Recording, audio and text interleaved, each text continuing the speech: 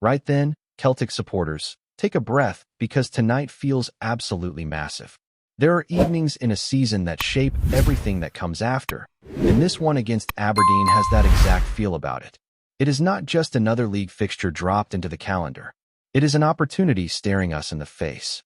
Win this match, and we climb into second place in the Premiership. Win it, and the gap to Hearts at the top is sliced down to 5 points.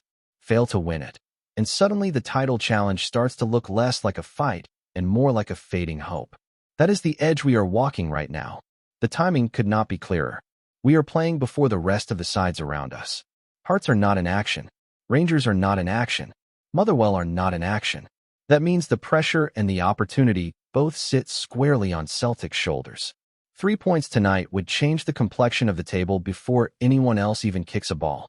It would force the leaders to look over their shoulder.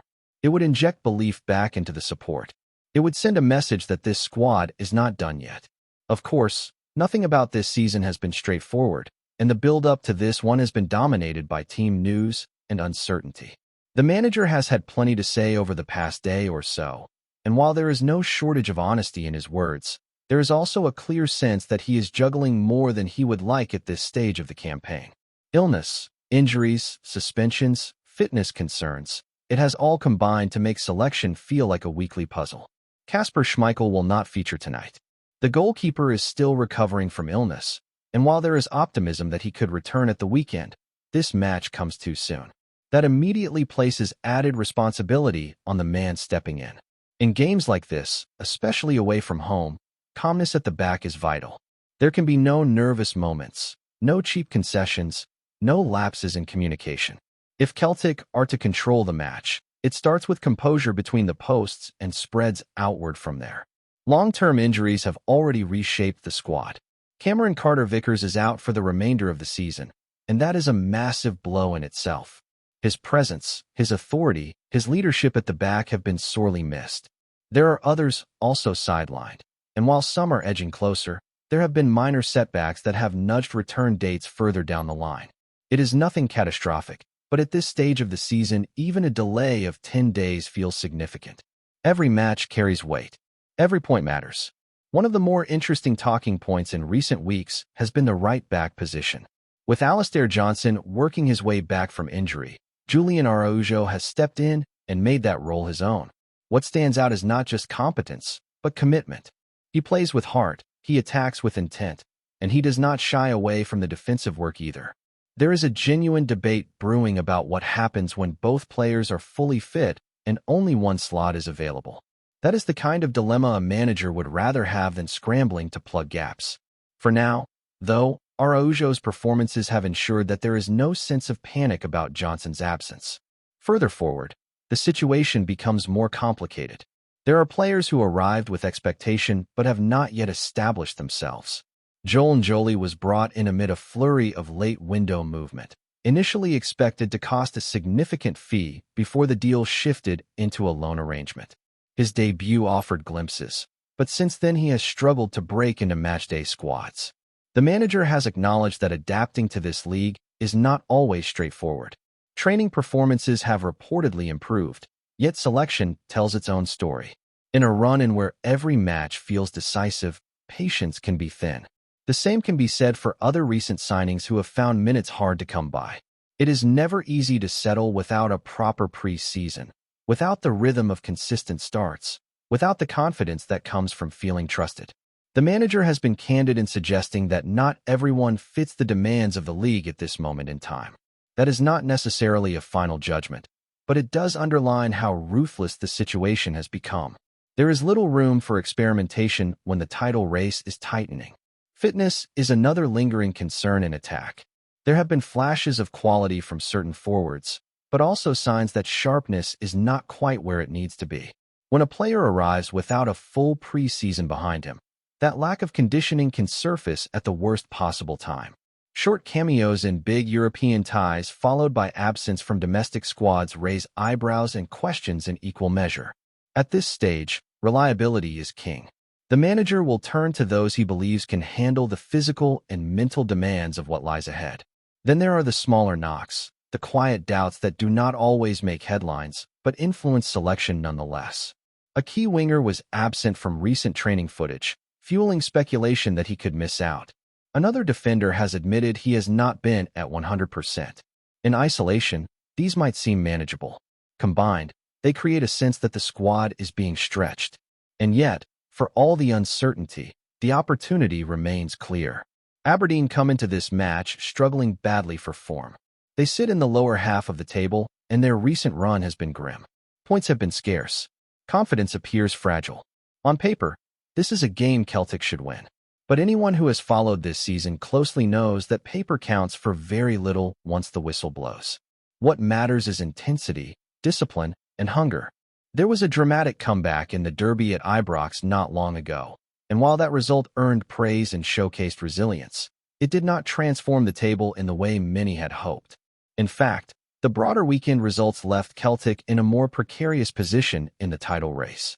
That is why tonight carries such importance. It is about proving that the fight shown in that comeback was not a one-off. It is about building momentum rather than allowing it to dissipate. The defense must be solid. No mistakes, no sloppy clearances, no hesitancy. The midfield must dictate tempo, protect the back line, and create with purpose. And the attack must be ruthless. Chances cannot be wasted. Crosses must find targets. Shots must test the goalkeeper. If Celtic are to reignite genuine belief in this title challenge, it starts with delivering when expectation is heavy. There is pressure, of course there is. But pressure can either crush or galvanize. The question hanging over this team is whether they truly feel the urgency of the moment. At times this season, there has been a sense that things would simply fall into place. Now there is no margin for that kind of thinking. The margin for error has evaporated. Dropped points between now and the split could be fatal to the pursuit of the league. Tonight is a chance to apply pressure rather than absorb it, to move up the table, to narrow the gap, to remind hearts that Celtic are still very much in this fight. The ingredients are there. The stakes are clear. What remains to be seen is which version of Celtic steps onto that pitch, and whether they can turn opportunity into tangible progress when it matters most. As we look closer at how this match might unfold, the starting 11 becomes a real point of intrigue. With Schmeichel unavailable, the responsibility in goal is likely to fall on Viljami Sinisalo. And this is the sort of night where a goalkeeper can quietly become one of the most important men on the park. Aberdeen may be low on confidence, but they will not lack effort on their own ground. Early crosses, shots from distance, set pieces swung into the box. All of it will test concentration. Sinisalo does not need to produce miracles, but he does need to be assured. Calm hands, strong communication, and no hesitation when coming for the ball. At right back, Julian Araujo has earned the jersey on merit. His energy has been relentless, and what stands out most is how quickly he has adapted to the tempo of the Scottish Premiership. He drives forward with purpose, but he also tracks back with determination. If Alistair Johnson returns in the coming weeks, there will be a serious conversation about who starts. But for now, Araujo's consistency gives the side balance. On the opposite flank, there may be a decision to freshen things up, especially if fitness concerns linger over others. Fresh legs could be vital in what is likely to be a physically demanding encounter. Central defense remains an area where absolute focus is required. Dane Murray showed character in the second half at Ibrox, responding well after difficult moments, and that resilience must carry into tonight. Alongside him, Liam Scales offers composure and an ability to step into midfield when space opens up.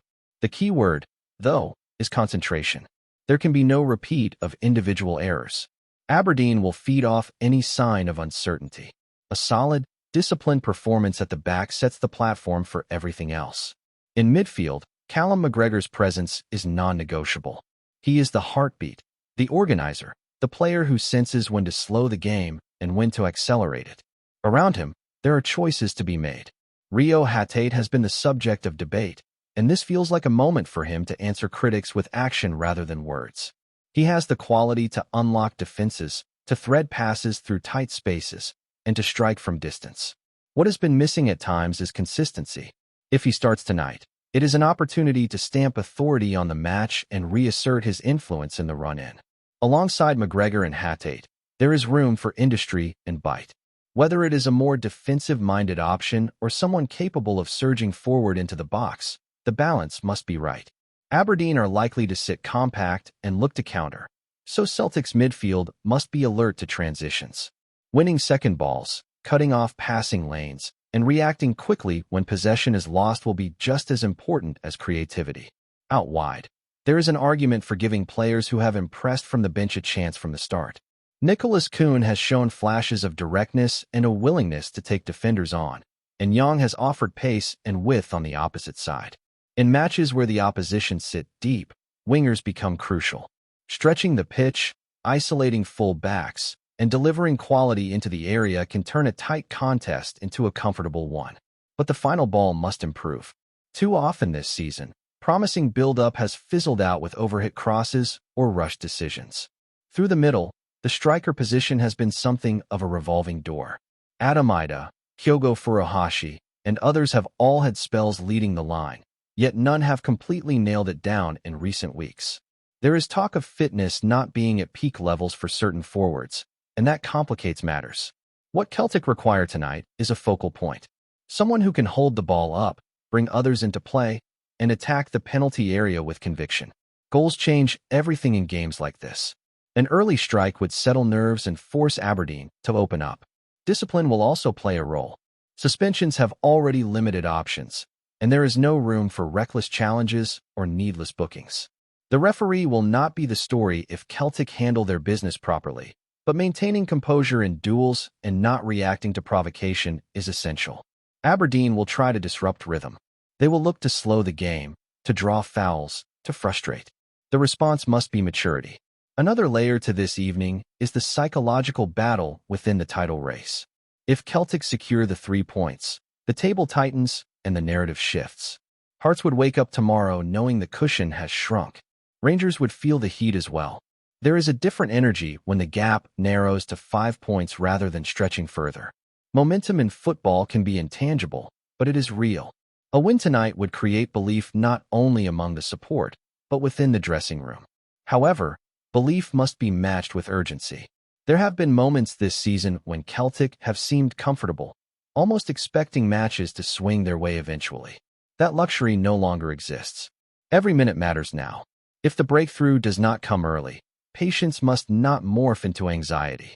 Circulate the ball, move the opposition side to side, wait for openings, but do it with purpose.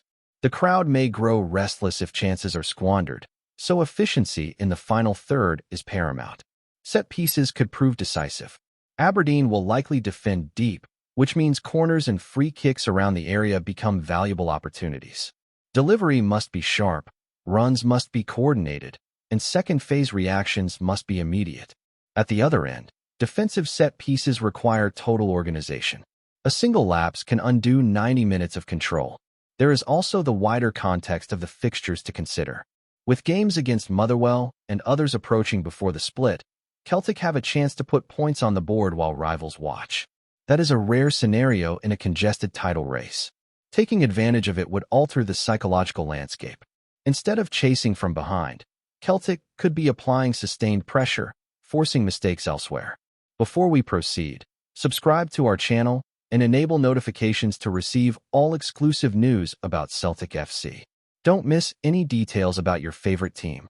It's extremely important for Celtic FC fans. Whispers have been swirling round Parkhead after the gaffer, Martin O'Neill, was said to have taken a hard line inside the dressing room. The talk is that the Celtic boss has decided to sideline a first-choice player following what's being described, in hushed tones, as a breach of discipline that didn't sit well with the management team. Nothing has been nailed down in black and white, mind you, but the noise has grown louder with every passing hour. Sources close to Celtic suggest the issue wasn't about form or fitness, but rather about standards. O'Neill, known round these parts as a manager who demands full commitment, is rumored to have felt that a line had been crossed. Whether it was a missed internal rule, a clash of words, or behavior away from the training ground, folk are saying the response was swift and deliberate, sending a message to the rest of the squad that no one is bigger than the badge. Around the stadium corridors, there's a sense that this could be as much about authority as it is about punishment. O'Neill has always been keen to keep the group tight, and insiders reckon he sees moments like this as a test of leadership. Some believe the omission may only be temporary, a chance for the player to reflect, and earn his way back, while others fear it could drag on if the standoff hardens. Supporters, meanwhile, are split. A fair few back the manager, arguing that discipline is the backbone of success and that standards must be upheld, no matter the name on the back of the shirt. Others worry about the impact of losing a key figure, even briefly, especially when momentum is so precious. For now, it remains all talk and speculation, but one thing's clear. At Celtic, the gaffer's word still carries serious weight, and the ripple from this decision is being felt far beyond the training pitch. Hello, fan. Don't forget to like and subscribe to the channel, as it means a lot to Celtic FC. Also, share your opinion about the news in the comments below. See you in the next video.